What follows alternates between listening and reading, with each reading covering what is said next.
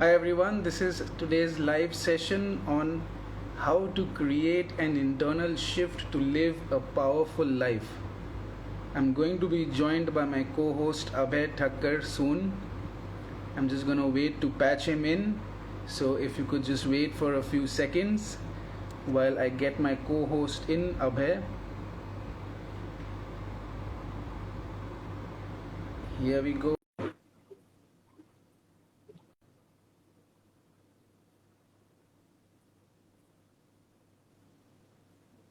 Hi Abhay, Hi, Aman. can you hear me properly? All good? Yes, you can also hear me, right? Yes, I can. Perfect. Welcome. So nice to have you here. I'm just going to quickly tell the audience what today's session is about. So, friends, today's session is all about how to create an internal shift to live a powerful life. And I'm joined by my co host Abhay Thakkar, who's a new code NLP trainer. And for the benefit of the audience who's meeting me for the first time, I'm just going to quickly tell you that I am a bulletproof happiness coach and a motivational speaker. And Abhay and me combined are going to be talking to you about this topic of creating a powerful life for yourself. How do you train yourself to be able to live a happy life and to literally create a life that you desire? Welcome, Abhay. So nice of you to join. I'm Looking really forward. glad to be having this fireside chat with you. I hope you have your water and whatever coffee ready with you. We're going to be just having a pleasant conversation, Yeah. and the audience is going to really benefit from this as well. Thanks again. Super. So, Abhay, I want to start off by taking this topic that in your line of work, what tips can you share with people to develop emotional resilience? And if you could share what you mean by emotional resilience, if we could start off from there. Sure. So I would like to start off with a quote that my teacher, one of my teacher, John Grinder, who's the co-creator of NLP, shares. He Right. says, problem is not the problem. The Okay. state in which you enter the problem is the problem. That sounds deep. Can you explain that a little more? Absolutely. So, by the way, to clarify the word state, let's define what a state is and how Yeah. is it different from an emotion. Let me clarify that first. When we Right. say an emotion, for example, a happiness, I could feel happiness or certain emotions on a certain part of my body more. That's what Right. we call as an emotion. However, when I feel that emotion in my entire body, Right. that is what is called as a state. Okay. Wonderful. So when we are saying state by definition, it's a neurology biochemistry. It's affecting our neurology as well as our biochemistry is what a state is. Got it. It's basically a physical state, a state of existence, if I may say, a complete state of existence, right? Absolutely. A feeling that you feel in your entire system, in your entire Right. body. And I think the important word is physical, what you're trying to say, that the state corresponds to a physical feeling, not just something at an emotional or a mental level, right? Yes. Great. So I've grasped that. Awesome. Please go ahead. Yes. And the quote says, problem is not the problem. We perceive it as a problem, but it may not actually be a problem. And we are perceiving it as a problem Right. because our state at that time, it's not an empowered kind of state as it could be. That's pretty deep, I would say. So we can work on creating state choices within us so Right. that we don't perceive it as a problem. Ask you one thing at this point, Abhay. So, are you able to hear me properly? Yes. So, my question to you is that if we say that something is a problem, is it because our state came before that? Or we became in a negative state, let's say, for example, after labeling something as a problem? What comes first? Good question. Actually, it works both ways. Uh, So very often we have become the prisoners of the past. So very hmm, often our actions, our decisions, our behaviors are based on a past. right? So for Right. example, say I've not had the best or the most pleasant conversation with a person in the first instance. The next Right. time, carry that feeling, Right. and then I'm interacting with that person, Got it. right? So it's not the best empowered kind of state. So in that way, the way I behave with that person, the way I talk to that person may not be Right. as it should be because I'm based on the past certain experience, right?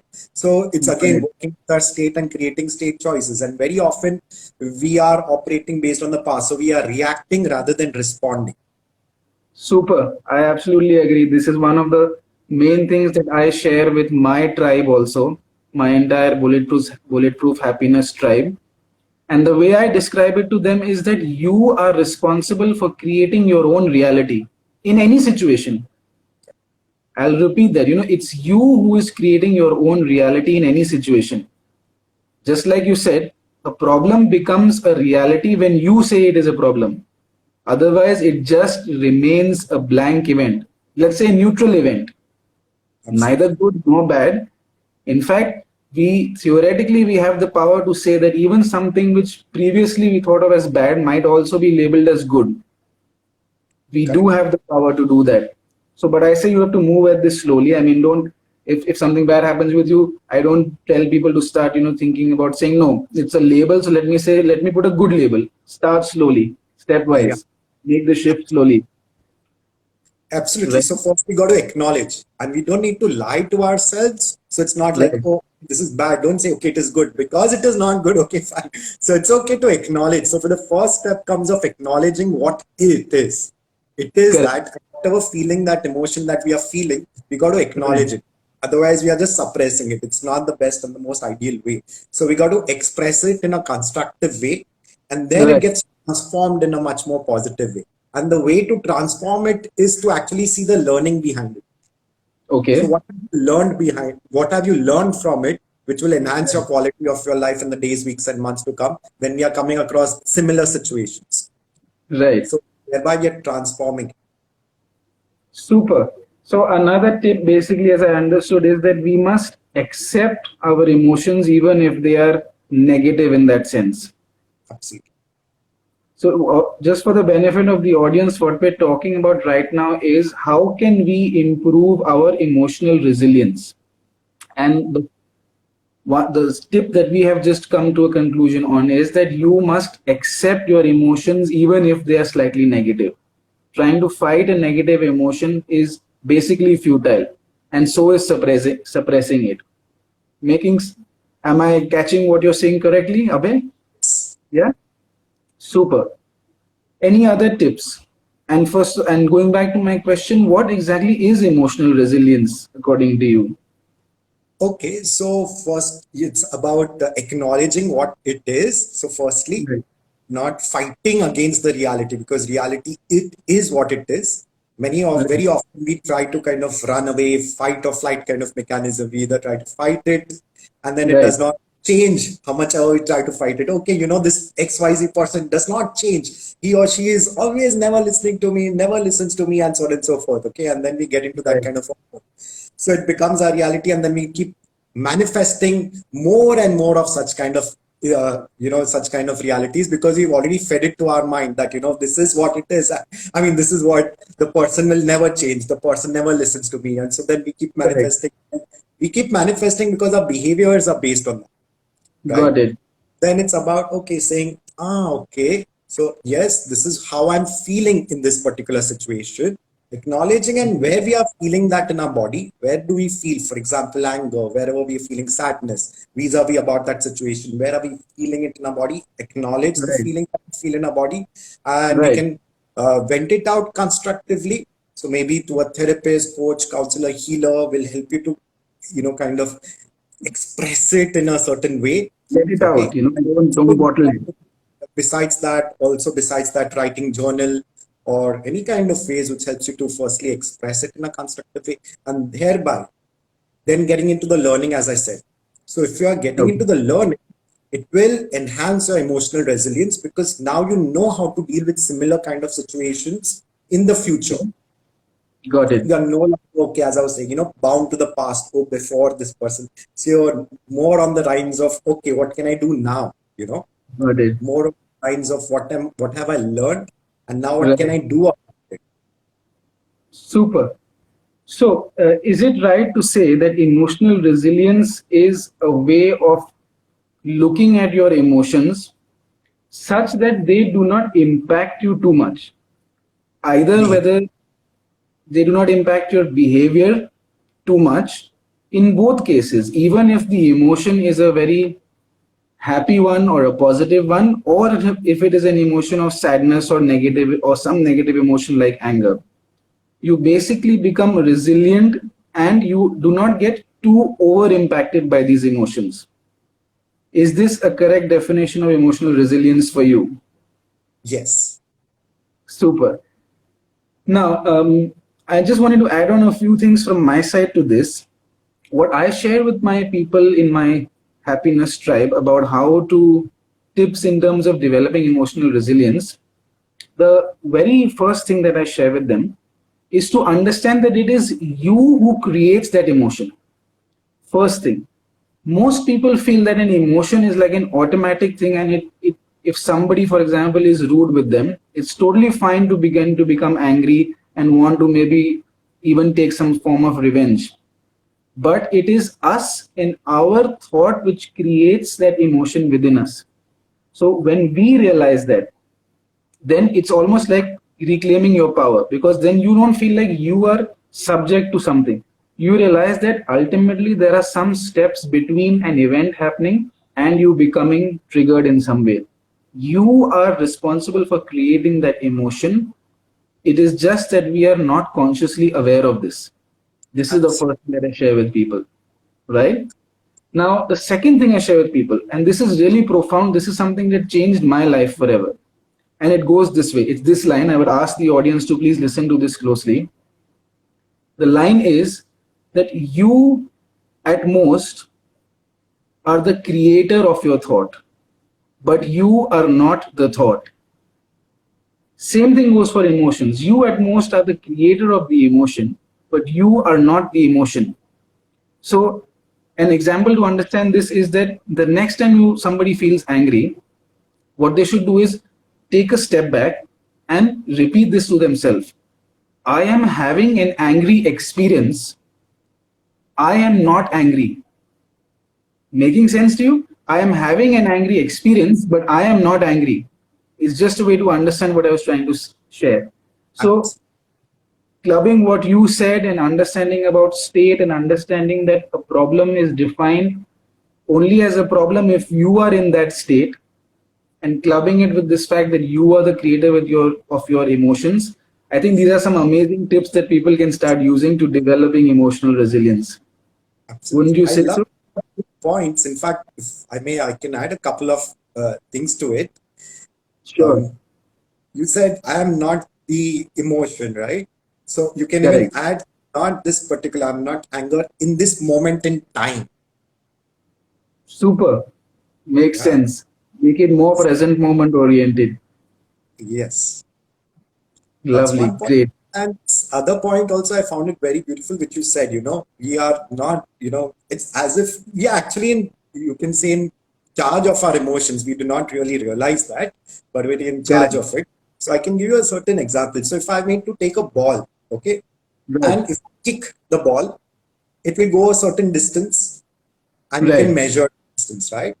Now I take Right. another similar ball, a very Right. similar ball, exactly everything, and I put that much amount of pressure, same amount of pressure, it'll go the same distance. Right.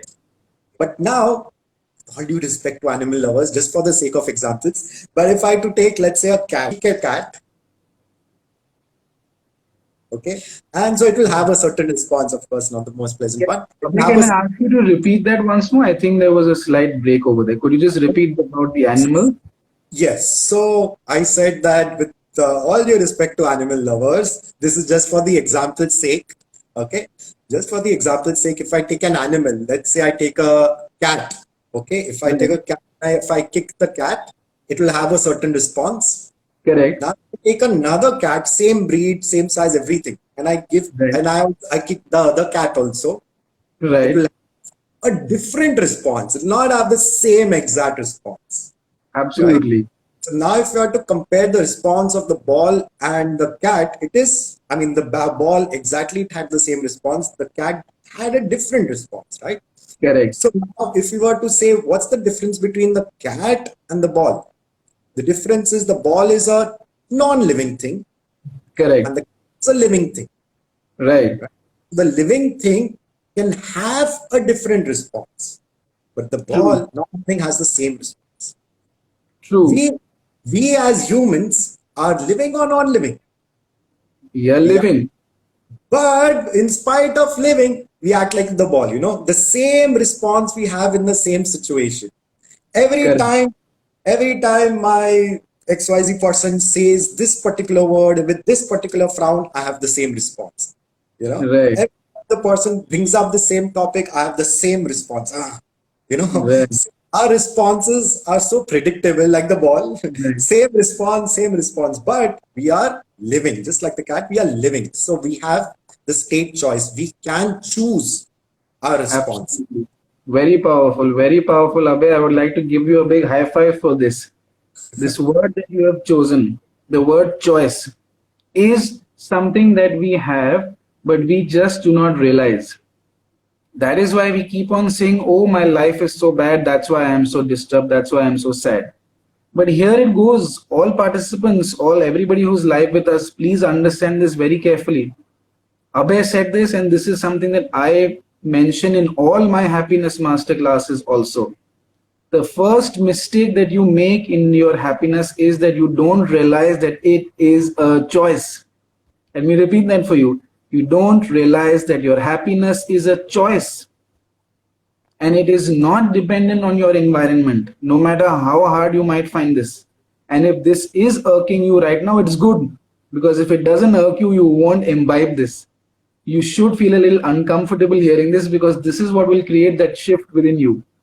You need to create that conscious shift, your mindset shift, to recognize that just like it is you have responsibility for your thoughts, similarly you have the choice to be happy. You need to begin to exercise it. What's lacking is exercising it. And another tip I would like to share with the audience today. The problem is that information, and you would hear this, you would probably feel good and apply it for a bit, but the challenge comes is in being consistent with this, because your old patterns, your old conditioning, your past conditioning of the mind will take over very soon. So therefore, what's really important is creating consistency. And my entire coaching method is defined by, coaching is just one part of it. There's another C which is very important, and that's why I'm sharing it with all the audience. It's consistency. Until you are consistent, you won't get the results. Making sense to you, Abhay? You have Absolutely. to consistently redo everything that you have been doing before in order to create that mindset shift. Correct. Because if you keep doing the same things, you will keep getting the same responses. Exactly. You got to And do it would be things. foolish to expect a different response, a different result rather, by doing the same thing again and again. Lovely. Thanks so much for your tips, Abhay. And if the audience has something to share, they can put it in the comments also and tell us. Somebody, Anamika, was saying that this is very true. Yes, we completely agree with you, Anamika. And also, I want to tell the audience that stay till the end, because we will be opening up for questions if you have anything, and we will be happy to answer your questions in today's live. Yes, so moving on, Abhay, I would like to move on to the next thing that I want to talk to you about. And this is something very close to people, their own self-esteem, their own self-worth. How can we improve our own self-worth? Because everything in life will begin to change if we look at ourselves in a better way. Wouldn't you say so? Absolutely. Yeah.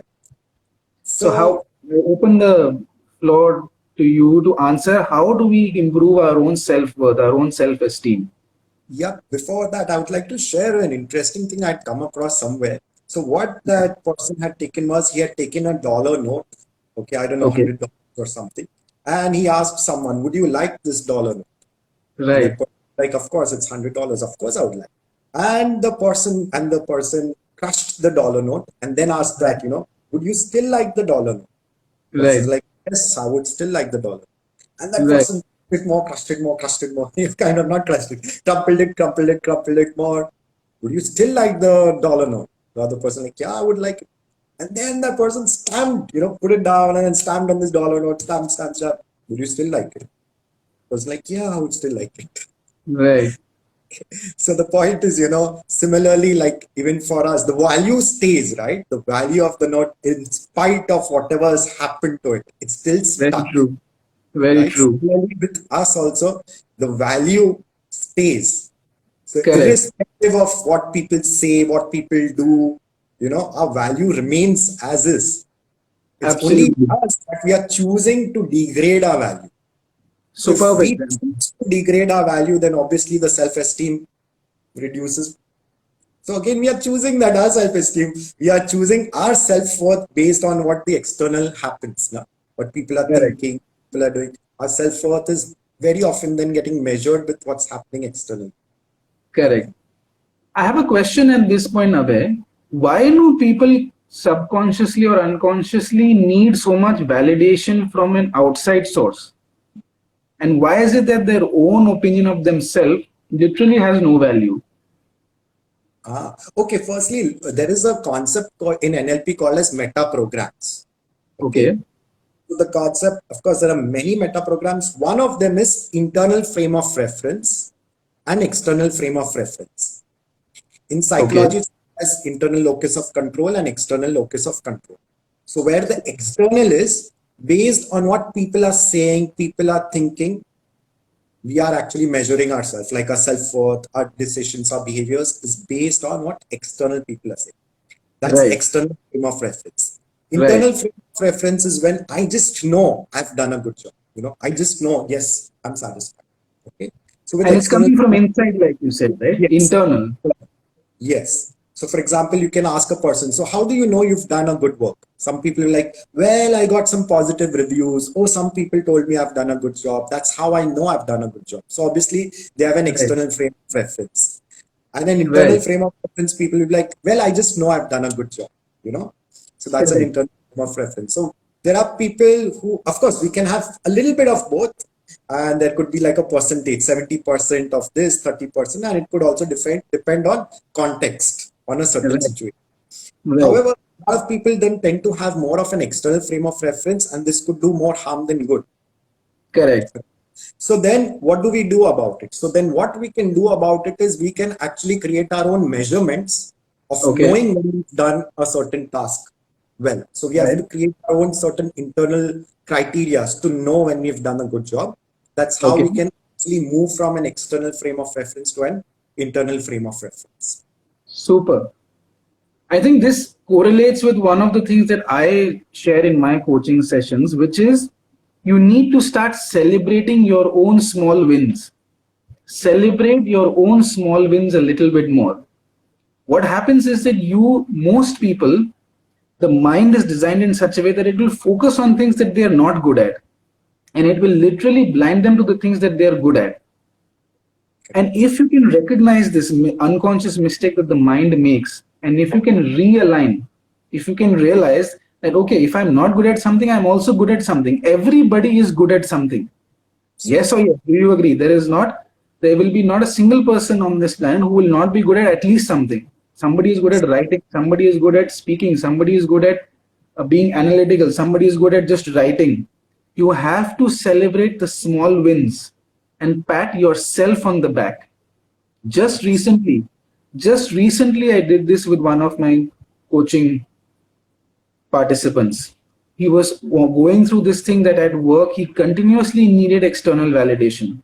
And I made him focus on the fact that write down everything that you have done good in this job, in this position, and celebrate those wins daily.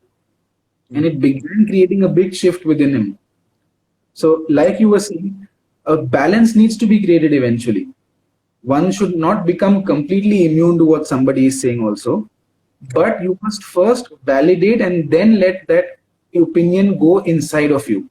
It's like you have a soldier guarding your internal state, like you were saying. And I'm using the word internal state now because you defined state as physical. So I'm saying internal state now.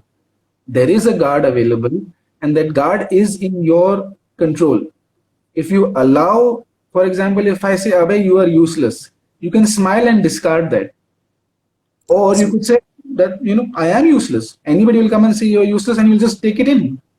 That conscious choice exists within us to validate and to allow it to go in or not. So this is another thing that I would like to share with people, that this is how you can improve your own self-worth. Celebrate small wins and understand the concept that Abhay just spoke about, that there are two frameworks, an internal and an external.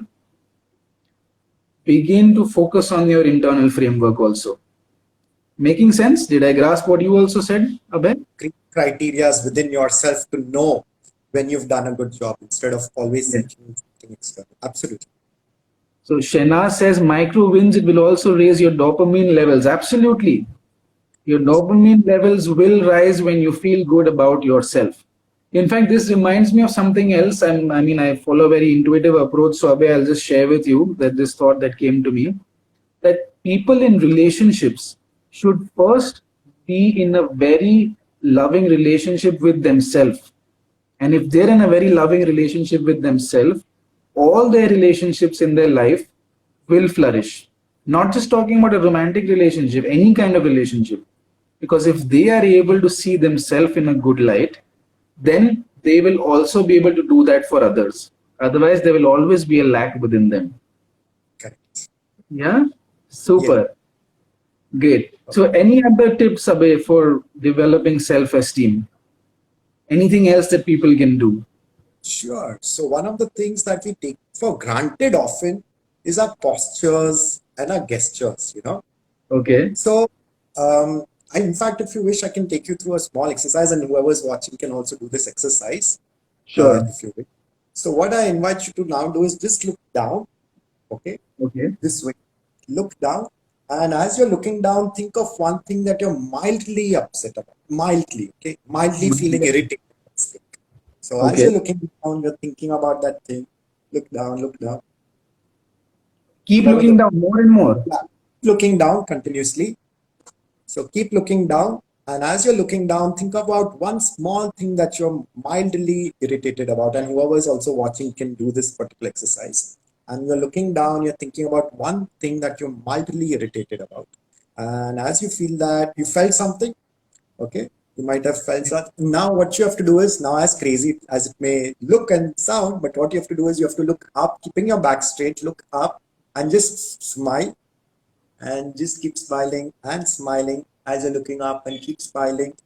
As you continue smiling and think of that same thought, that same thing that you were irritated about.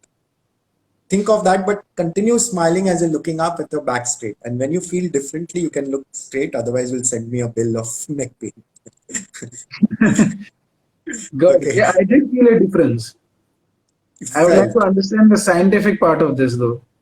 Absolutely. So there is a posture. Again, you're aligning your posture, your neurology. It is affecting your biochemistry, which is again your state. Right.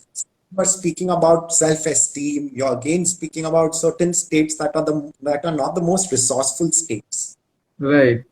Not the most resourceful state. So just by being mindful of our posture, we can actually change our state instantly. Got it. Is this also related to this concept which I talk about, which says that your emotions and your physical state are interrelated?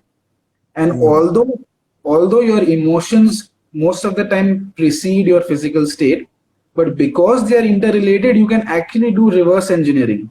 And that means that if you can even fake a smile until you actually begin to feel happy.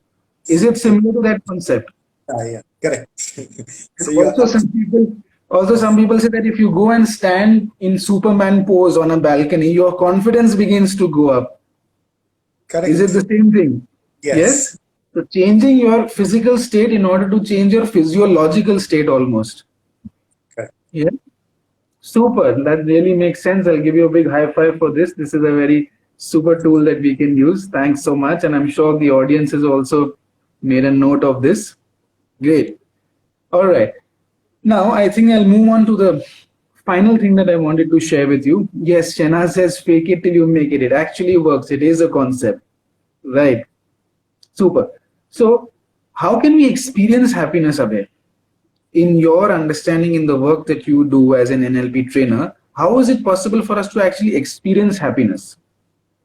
Wow. Okay. So that's quite a big term, right? Happiness. In fact, let's sum up the things which will actually give us the essence of how to achieve happiness. If we actually sum up the kind of things that we've spoken so far, it actually Yeah. does give us a clue about happiness.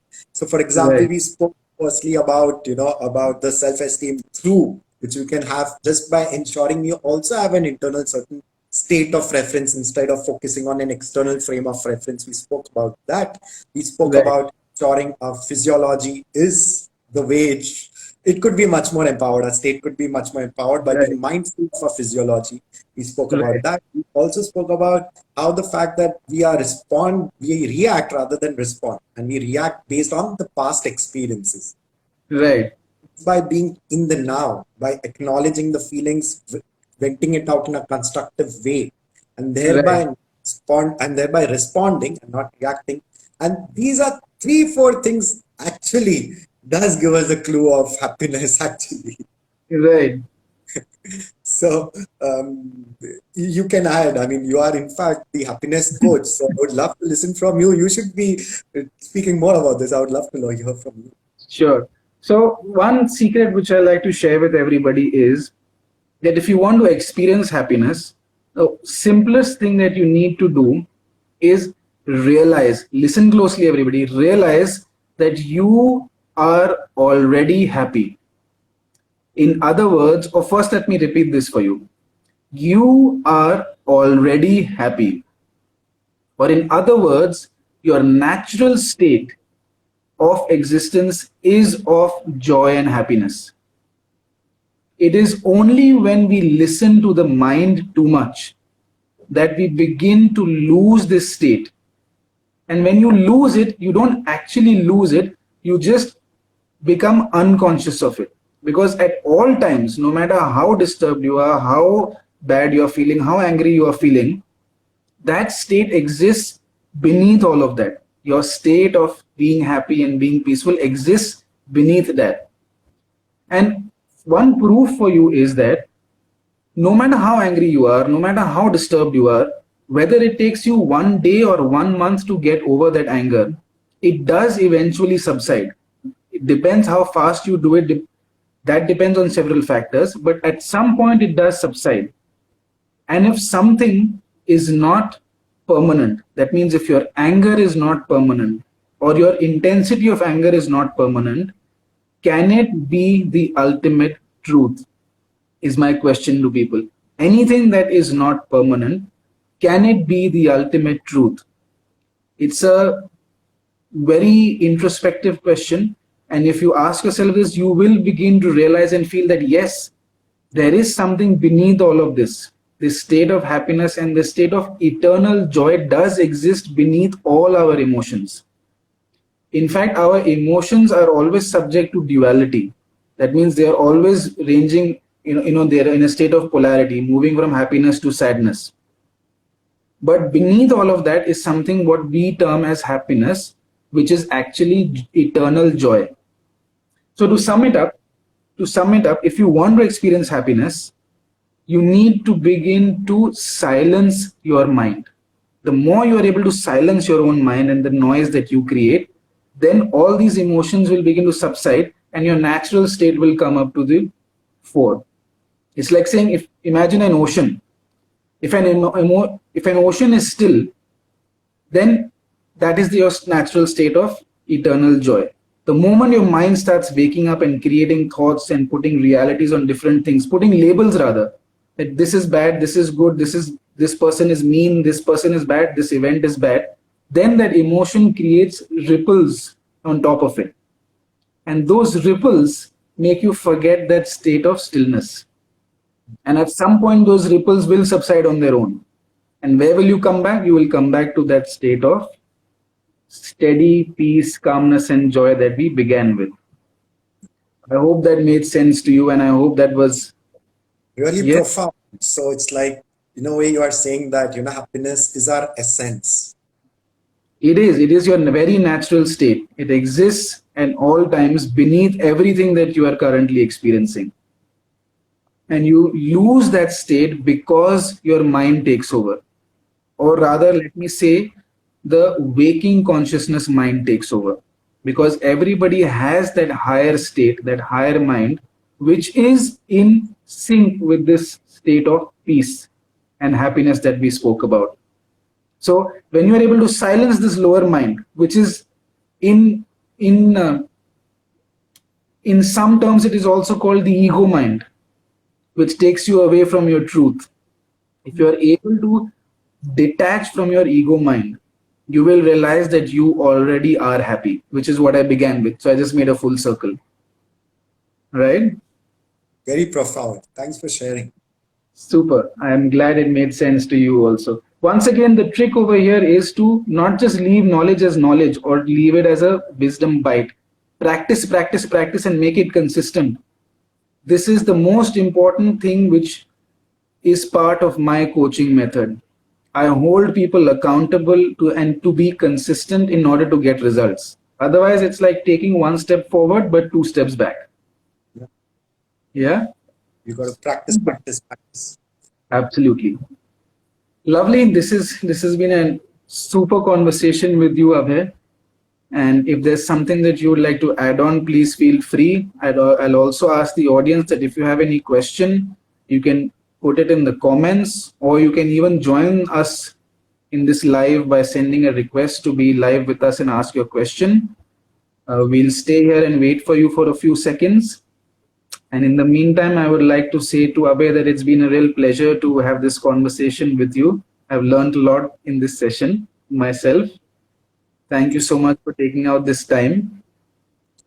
It's been a pleasure of mine as well. In fact, I've learned so much from you actually during the sessions, during the session, and it was amazing. Thanks a lot for Great. inviting me. That's the purpose of this session, to combine our knowledge and to help each other grow and to help the audience grow along with us. Yes. Superb. So I would like to thank the audience then also in that case for joining us and spending approximately 40 minutes with us today. And if you all feel like connecting with Abhay and me, feel free to go to our bios and connect with us. Our links are given there. If you're struggling with anything in your life, which is preventing you from living a life of happiness, peace, and living a motivated life, please feel free to get in touch with Abhay and me, and we'll be more than happy to help you figure out the way to get there. So on that note, Abhay, thanks once again from the bottom of my heart. We're looking forward to many more conversations with you. So even I'm looking forward. Thanks a lot. Have a great Friday and a super weekend. Yes. Yes? Yes. We'll sign out then. Thank you. Bye.